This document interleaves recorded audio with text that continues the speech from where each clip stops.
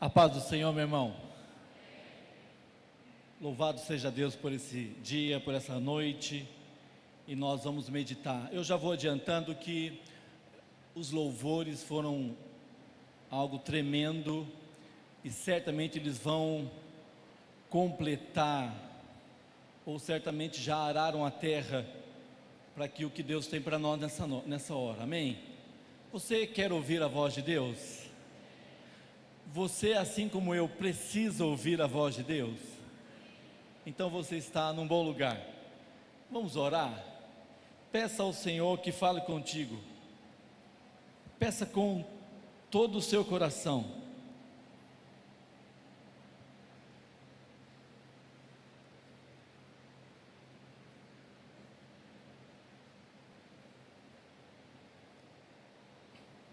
Porque nós precisamos, Senhor.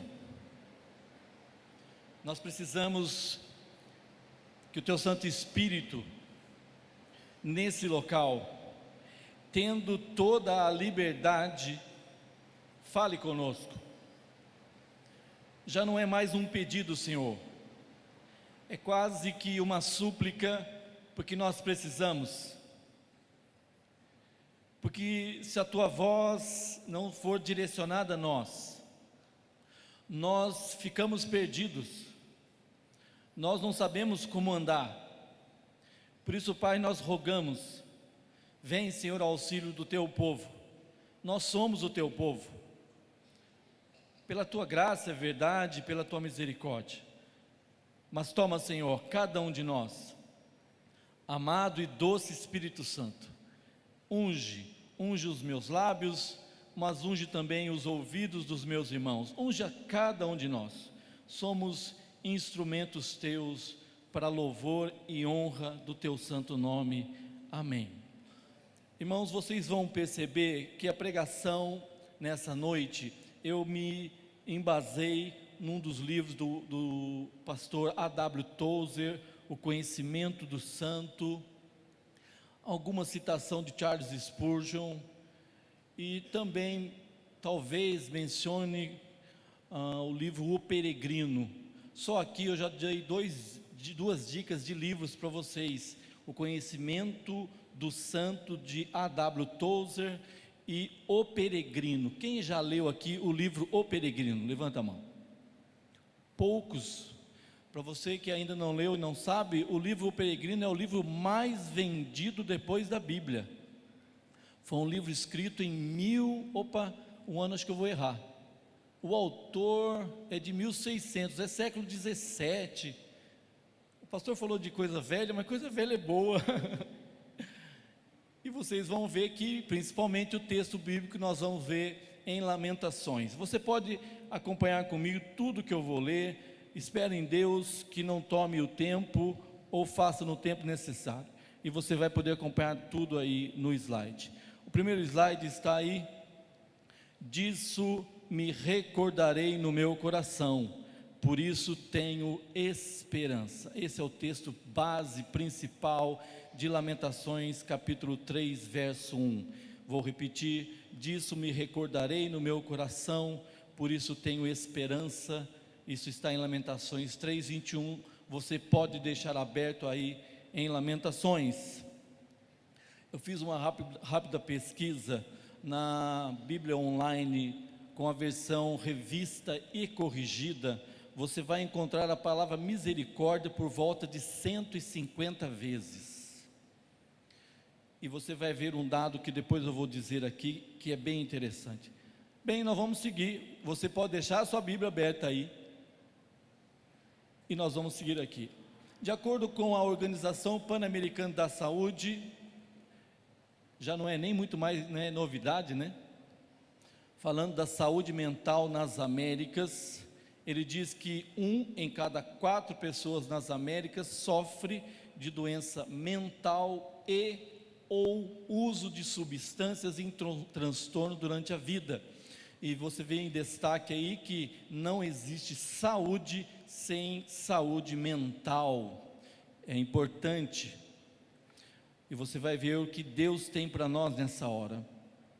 Porque quando nós ficamos diante de um fato desse, nós ficamos alarmados. Será que eu não estou nessa estatística? Será que eu não estou incluso nisso? Mas Deus tem uma palavra para nós nessa hora. Charles Spurgeon, como eu disse, um pregador britânico, disse o seguinte: a lembrança é muitas vezes a serva do desânimo.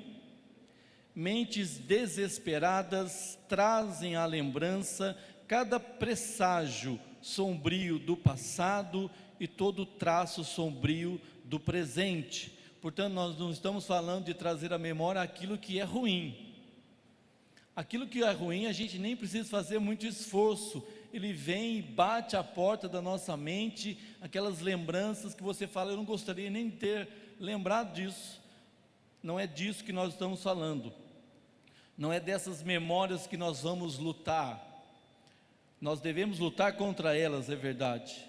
Mas seguindo, esse livro de Lamentações de Jeremias é um livro muito interessante. São apenas 5 capítulos.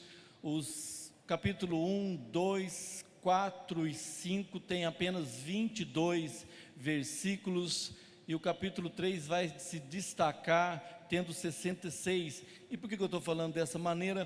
Porque ele é escrito, você pode olhar aí, você está com ele aberto, a sua Bíblia, você vai ver que começa com letras que são do alfabeto hebraico, para que se tivesse uma organização. Então isso acontece no capítulo 1, no capítulo 2, no capítulo 4, no capítulo 5, e no capítulo 3, que é o capítulo que nós vamos conversar, você vai ver que ele simplesmente quase não, triplica o número de versículos. E está aí, Jeremias é o único escritor do Antigo Testamento que testemunhou em primeira mão a destruição de Jerusalém. Meu irmão, falar de destruição de Jerusalém para o povo hebreu, para aquela época, era algo inimaginável. Como assim? Como que Jerusalém vai ser destruída? Como que o templo vai ser saqueado? Se havia inclusive orações dizendo, olha, as orações que se fizerem nesse local eu vou atender. E Jeremias está sendo testemunha ocular da destruição, não apenas do templo, meu irmão, é da cidade inteira, do povo inteiro. Um povo que era pujante vai se tornar miserável. É isso que Jeremias vai estar testemunhando. Vai acontecer isso em 586 a 585 a.C. Essa maneira, essa literatura de Jeremias era um treino dele. Por isso que está escrito aí em 2 Crônicas 35, verso 25, vemos que Jeremias era treinado nesse tipo de literatura. Olha para você ver o que está escrito no versículo 25, e Jeremias fez uma lamentação sobre Josias, e todos os cantores e cantoras falaram de Josias nas suas lamentações, até o dia de hoje, porque as deram por estatuto em Israel, e eis que estão escritas na coleção de lamentações. Chegam a dizer que são poesias fúnebres, tamanha é a situação. É por isso que Jeremias é tratado como o profeta chorão. Passou, vivenciou. Se você gostaria de conversar com alguém que presenciou um problema, que presenciou uma tragédia, estamos aqui diante de Jeremias. É isso que nós vamos ver. Olha que interessante, a divisão do livro feito como um acróstico, como eu disse, e cada capítulo trata de um assunto. O capítulo 1 vai falar da devastação de Jerusalém, o capítulo 2 a causa da devastação, e o 3, que nós vamos nos deter, fala do profeta clama a Deus e se recorda da sua misericórdia. É nesse capítulo, olha que coisa tremenda, é nesse capítulo 3 que você tem referência a Isaías 53, o servo sofredor. Você também tem referência a Jó, capítulo 3. Você lembra o que aconteceu com Jó, né? Jó perdeu o quê? TUDO, tudo. Perdeu tudo, perdeu os bens, perdeu a família. E ele vai ter mencionado de alguma maneira a situação de Jó, e também Salmos 22 e 69. O capítulo 4 reitera, ou seja, confirma, repete o que está sendo dito. e o capítulo 5, o clamor por restauração do povo. Isso é mais ou menos um contexto, um pano de fundo do livro que nós vamos ainda ler. Olha para você ver, Lamentações de Jeremias 1, 2 e 4. Ele começa com uma palavrinha, como? Se você quiser olhar aí de Jeremias 1, 1, começa como? Jeremias 2, 1, como? Jeremias 4, 1, como? Essa é a palavra-chave de Lamentações 1, 2, 1, 4, 1. O que isso demonstra? Demonstra perplexidade do profeta em face da calamidade que o pecado pode produzir onde não há arrependimento. Irmãos, Deus está falando conosco nessa hora, amém? É grave. O pecado não confessado é grave. O povo não atendeu ao aviso e deliberadamente prosseguiu no caminho do pecado. Jerusalém foi destruída. O que se vê agora é fumaça, cinza e desolação. O texto que nós vamos ler, o que nós já estamos ouvindo, deve servir para abrir os nossos olhos para o pecado. Século 21, ano de 2024, bem no início, Deus está falando: cuidado com o pecado. Cuidado em não confessar o pecado, porque infelizmente a nossa natureza humana é tendenciosa ao mal. Oséias fala disso. Deus usa Oséias e disse: o meu povo é tendencioso ao mal. Nós somos, infelizmente. É por isso que nós estamos aqui no culto de domingo à noite, e louvando e agradecendo, e que bênção, meus irmãos, esse louvor, que bênção os que estão tocando, que benção a igreja participando. Isso é Deus no nosso meio, amém? Mas chega na segunda-feira, 6 horas da manhã, e parece que a gente nem lembra que nós cantamos. Agora já está melhor, porque eu posso culpar a Covid. Não lembro da música, então é Covid. Mas isso eu estou falando de não lembrar. E quando nós deliberadamente fazemos o que é errado. Vamos continuar. Olha aí o que eu falei. Lamentações 1:1. Como se acha solitária aquela cidade dantes tão populosa? Tornou-se como viúva que foi grande entre as nações e princesa entre as províncias. Tornou-se tributária. Jerusalém emprestava, agora estava pagando tributo. O 2:1, como cobriu o Senhor de nuvens na sua ira a filha de Sião, derribou do céu a terra, a glória de Israel, e não se lembrou do escabelo de seus pés no dia da sua ira. Como?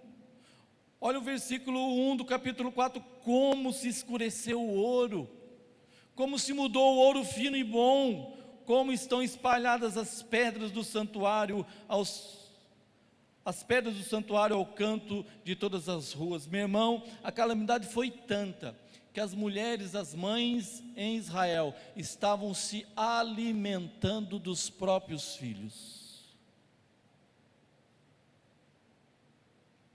Isso quando antes não estavam consultando os agourentos. Isso quando não estavam olhando, ou melhor, não estavam olhando para o Deus vivo, estavam olhando para deuses. É isso que Deus está nos alertando nessa hora. Aí eu vou começar a falar de A.W. Tozer. E por que esse gancho? Olha essa frase. A.W. Tozer escreveu: é impossível manter nossas práticas morais sãs e nossas atitudes internas corretas, enquanto nossa ideia de Deus é errônea ou inadequada. Se quisermos trazer de volta o poder espiritual para as nossas vidas, devemos começar a pensar em Deus mais de perto, como Ele é. Será que, meu irmão, eu e você não estamos olhando para um Deus que não é Deus? Por isso que, se nós prestamos atenção no que nós cantamos, nós falamos um Deus fiel, um Deus poderoso, um Deus maravilhoso, um Deus forte, porque é isso que Ele é.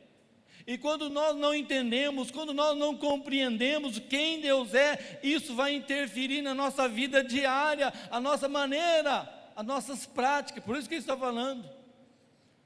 Nós vamos ficar mais doentes, porque possivelmente o Deus que nós estamos buscando não é o Deus da Bíblia, e você vai ver que há uma solução para isso, porque também é verdade, como é que o homem limitado vai conseguir entender um Deus totalmente ilimitado, um Deus totalmente poderoso? Como? Meu irmão, a resposta está na palavra do Senhor. Isso é o alimento, isso é o pão descido do céu, isso é o maná. É essa palavra que vai abrir o nosso entendimento para quem Deus é. Amém? Continuando.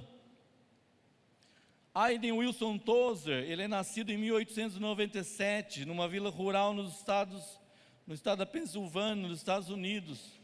Uma família extremamente pobre. Aos 15 anos aproximadamente, 1912, esse garoto vai se entregar a Cristo Jesus. Ele vai se mudar para Ohio e vai conseguir empregos na indústria de automóveis, numa tarde de 1912, enquanto Tozer voltava andando para casa de seu trabalho na Goodyear, ele ouviu um pregador na rua exortando a multidão a invocar o nome do Senhor a fim de ser salva. Naquele momento, ele se rende ao Senhor Jesus e mais tarde descobriria a diferença que é ser crente. Você vai ver algo muito maravilhoso. Oh, meu irmão, que Deus levante homens simples para pregar a palavra simples de um Deus todo-poderoso.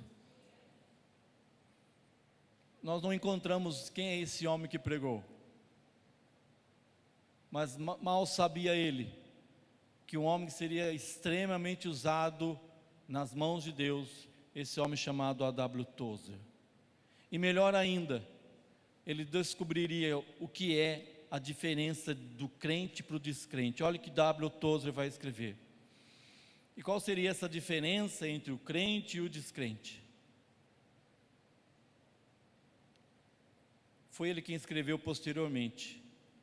Você está disposto a viver com o fato de que, como crente, presta atenção, número 1, faz parte da minoria? Lembra da porta estreita? A porta larga a maioria entra, a porta estreita, você faz parte da minoria. Você ama alguém que jamais conheceu, ele está falando de alguém que evangeliza, você não conhece o que é evangelizado, mas você o ama, você clama, você invoca o nome do Senhor. E aí eu já aproveito, irmão, venha na quarta-feira orar, Deus falou conosco. Cadê o presbítero Carlos? Deus usou você, meu irmão. Deus falou comigo na quarta-feira.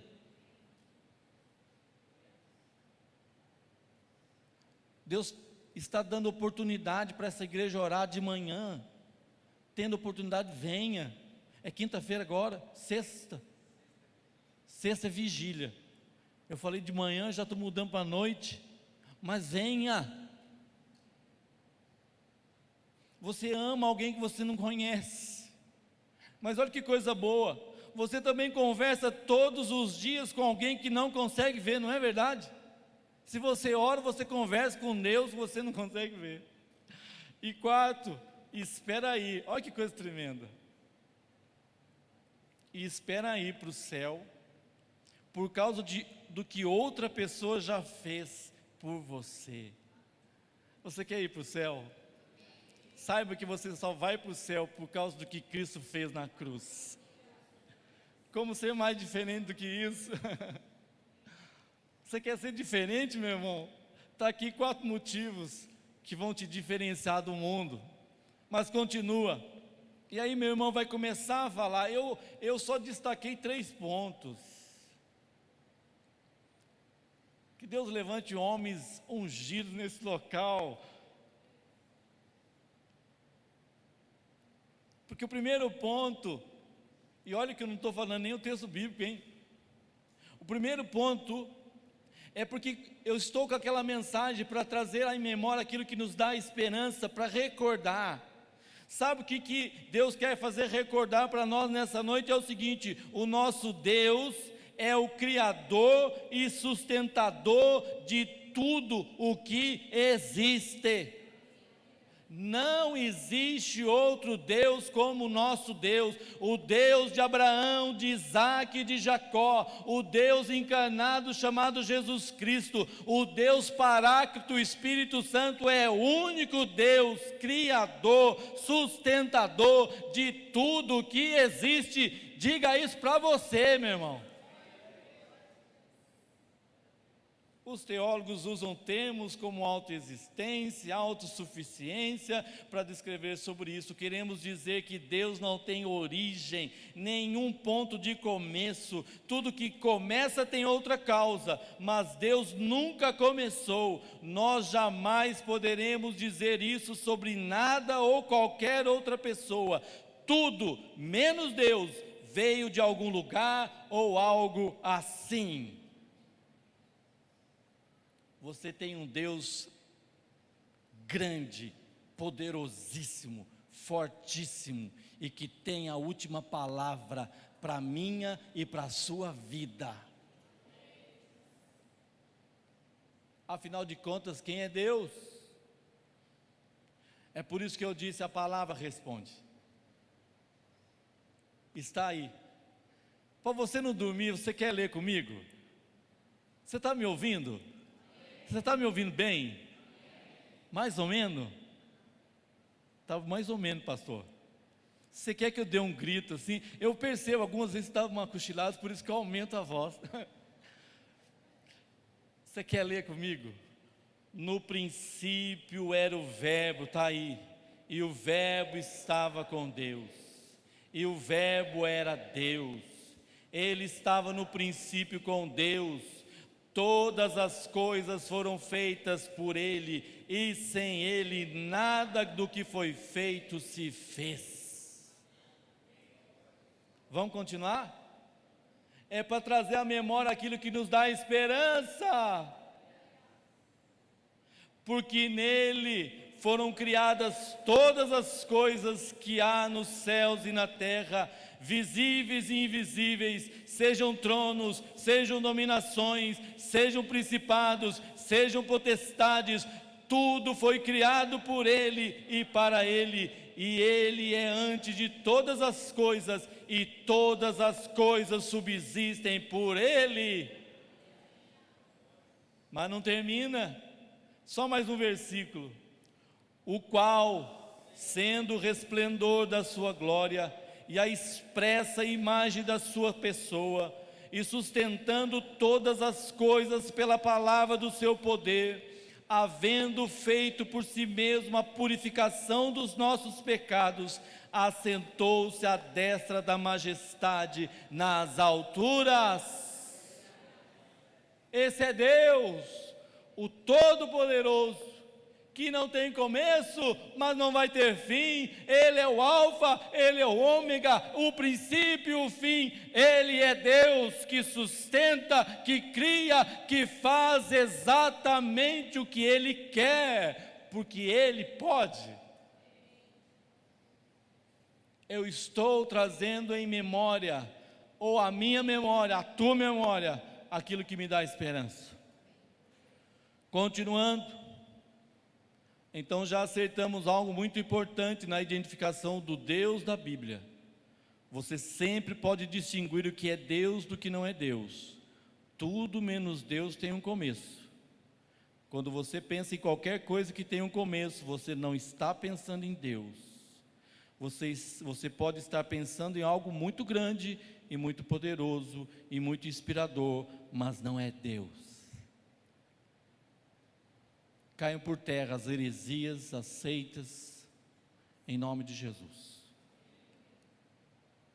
Continuando, e aí já há uma aplicação, meu irmão.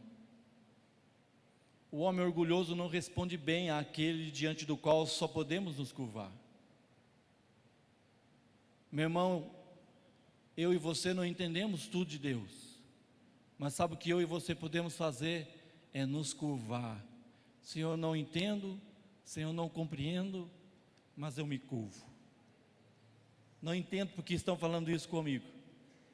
Não entendo porque estão chamando a minha atenção. Mas eu me curvo diante da tua palavra. Deus é o Criador e fonte de toda a vida. Jesus disse que porque como o Pai tem a vida em si mesmo, isso é diferente de como qualquer outra coisa tem vida. Nossa vida vem dele. Além de Deus, todo o resto funciona como baterias. Dele derivamos toda a nossa vida. Está respirando aí? Respira aí. Deus te mandou o ar, meu irmão. Você está bem de físico? Está funcionando tudo bem? É Deus que está soprando vida na sua vida, meu irmão. Você já parou para perguntar já parou para fazer, já fez uma pesquisa assim, quanto que custa uns olhos? Quanto que custa o pulmão? Você já parou? Já viu quanto custa? Tomara que você não precise. Mas tem um segundo ponto.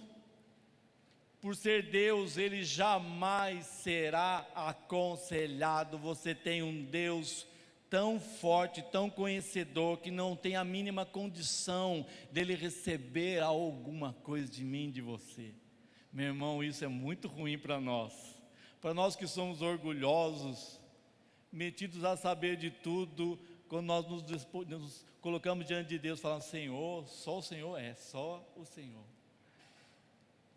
Olha o que está escrito aí: Deus nunca fica surpreso, Ele jamais fica maravilhado, Ele não indaga a respeito de alguma coisa, Ele não precisa de informação, a não ser quando busca saber de alguém, como fez com Adão no jardim, ao perguntar: Adão, onde estás? Deus nunca estava perdido, Adão estava perdido. Não foi você que encontrou a Deus, foi Ele que me encontrou e te encontrou. E não é verdade que Ele nos encontrou numa situação tão horrível, que hoje dá vergonha de falar, ou até de lembrar onde nós estávamos, não é? Tozer continua: Deus jamais aprendeu com alguém, é impossível que Ele aprenda. Você pode ler comigo de novo, esse é um hino, é uma doxologia maravilhosa. Vamos ler junto? Ó profundidade das riquezas, tanto da sabedoria como da ciência de Deus, quão insondáveis são os seus juízos, e quão inescrutáveis os seus caminhos, porque quem compreendeu o intento do Senhor, ou quem foi seu conselheiro, ou quem lhe deu primeiro a Ele, para que lhe seja recompensado, porque dele, e por Ele, e para Ele são todas as coisas, glória pois a Ele eternamente, amém. Você tem que trazer à memória aquilo que te dá esperança. Você está diante do maior conselheiro que alguém possa querer. E finalmente, a maravilhosa misericórdia de Deus. Não é verdade que eu e você estamos aqui por causa da misericórdia? Não é verdade que nós estamos aqui em pé por causa da misericórdia? Não é por causa de força de braço, meu irmão. Tire isso da sua mente. A misericórdia é um atributo de Deus, uma força infinita e inexaurível da natureza divina, que predispõe o Senhor a ser ativamente compassivo. Meu irmão, é muito interessante quando você lê Lamentações, porque Lamentações não esconde, não coloca por baixo do tapete as situações erradas, o que está acontecendo o pior: morte, catástrofe, a rejeição de Deus. É isso que está acontecendo. Mas olha para você ver que interessante, isso é uma informação importante. Muitas vezes nós olhamos o Antigo Testamento e falamos: um Deus irado, um Deus irado. Olha o que nós encontramos: tanto o Antigo Testamento quanto o Novo Testamento proclamam a misericórdia de Deus, mas o Antigo a menciona 4 vezes mais do que o Novo Testamento. Deus sempre foi misericordioso, desde o princípio, e continua misericordioso até hoje. É uma característica, um atributo de Deus.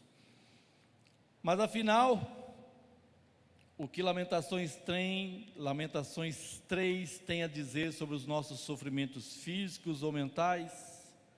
E eu vou estar encerrando já.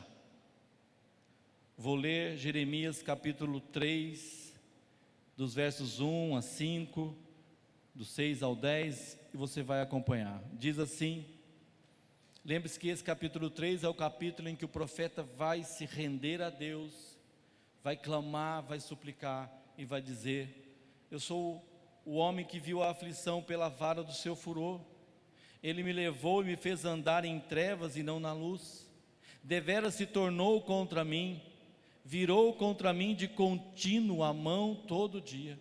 Fez envelhecer a minha carne e a minha pele, quebrantou os meus ossos. Edificou contra mim e me cercou de fel e trabalho.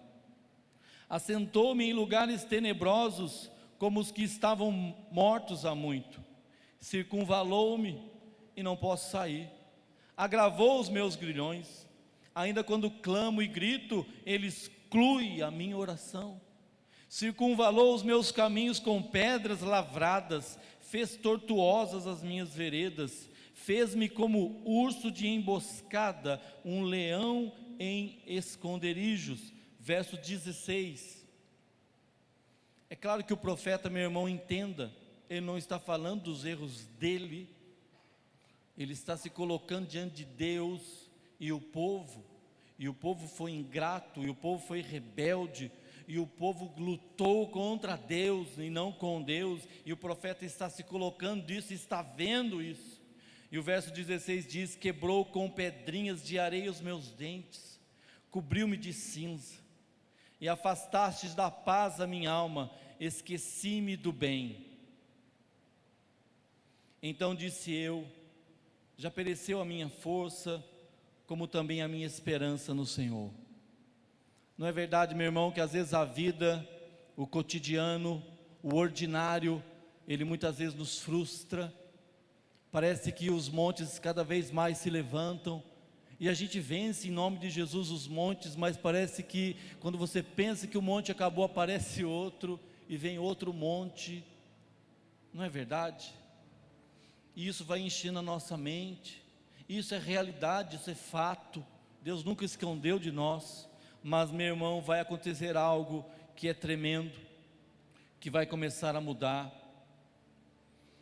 O verso 19 ainda continua: lembra-te da minha aflição e do meu pranto, do absinto e do fel. Minha alma certamente se lembra e se abate de mim. Que também ele está dizendo: eu estou sentindo na pele, eu estou sentindo que a coisa está pesando, está ficando difícil. Eu estou sentindo que esse povo rebelde, ele lutou, ele está colhendo o que plantou. Mas olha o que Jeremias vai começar a dizer. Isso é inspiração de Deus, e isso é para mim e para você nessa hora. Disso me recordarei no meu coração, por isso tenho esperança. As misericórdias do Senhor são a causa de não sermos consumidos, porque as suas misericórdias não têm fim.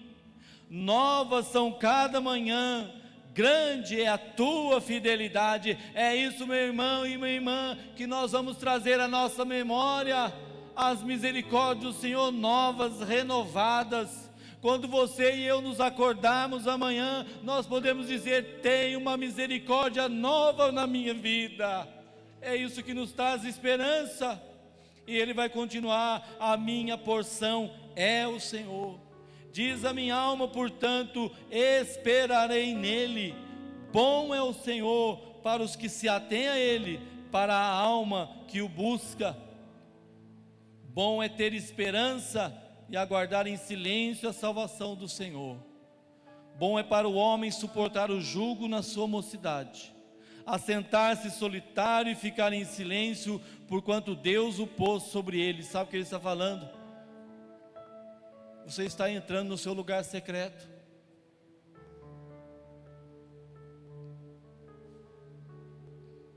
queremos as novidades de Deus, mas você está entrando no seu lugar secreto.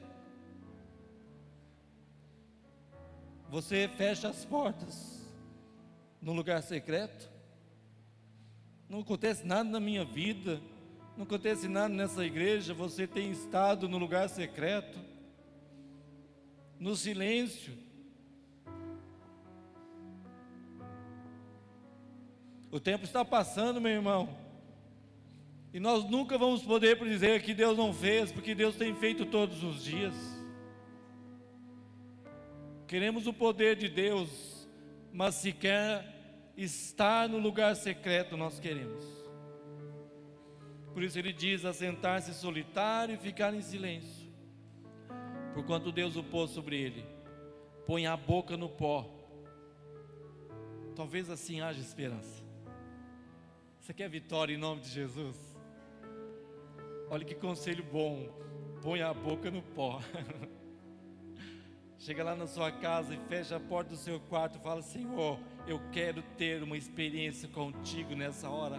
Quarta-feira eu tive uma experiência com Deus na quarta-feira, e assim continuou na quinta-feira, na sexta-feira. Deus quer dar-nos experiências com Ele todos os dias. Fecha a porta e põe a boca no pó. Finalizando e aplicando. Vamos lutar contra aquelas memórias de desesperos. Não permita memórias de acusação. Não permita. Toda memória de acusação, se você é lavado no sangue de Cristo, diga: eu sou lavado no sangue de Cristo. E o sangue de Cristo nos purifica. Por isso que nós estamos em pé, porque é Deus que nos permite estar em pé. Eu preciso me dirigir. Se você que nos visita não tem essa experiência, peça a Deus hoje: Senhor, dá-me essa experiência, dá-me converter-me a Ti, Senhor. Pensando sempre em quem Deus realmente é, seus atributos exclusivos. Você lembra que eu falei só de 3 coisas? Nosso Deus é criador e sustentador de tudo que existe. O nosso Deus jamais será aconselhado. O nosso Deus tem uma misericórdia tão maravilhosa que ela se renova a cada manhã. E eu poderia ficar a noite inteira, porque Ele libera perdão sobre a sua vida e a minha vida todos os dias. Porque o sangue de Cristo nos purifica de todo pecado, é o sangue de Cristo. Sabe, aqui o pastor começou falando, a igreja ficou quieta. Sabe que o véu está rasgado, meu irmão? O véu está rasgado.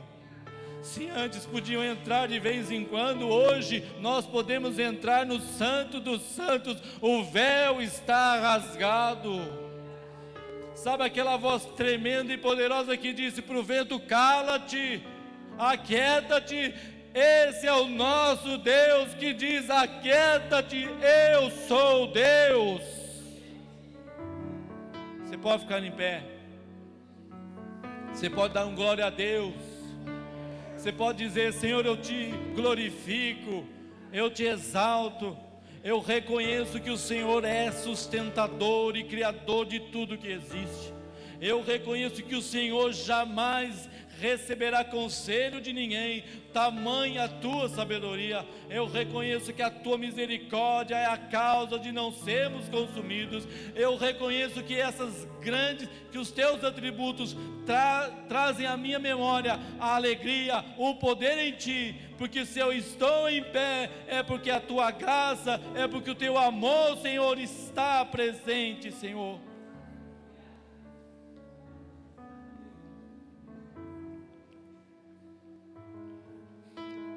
Se você nunca fez essa oração que vou repetir, que vou dizer, toda a igreja pode repetir comigo: Senhor Jesus, nessa noite, 14 de janeiro de 2024, eu quero renovar, eu quero entregar a minha vida no teu altar. O Senhor me conhece, o Senhor sabe tudo de mim. de maneira nenhuma, qualquer coisa ficaria escondido de Ti. Por isso, Senhor, recebe a minha vida. Eu quero me curvar diante de Ti. Eu não sou, eu não tenho, eu não posso, mas o Senhor é, o Senhor tem e o Senhor pode todas as coisas. Por isso, Senhor, recebe a minha vida no nome de Jesus. Aleluia. Louvado seja Deus.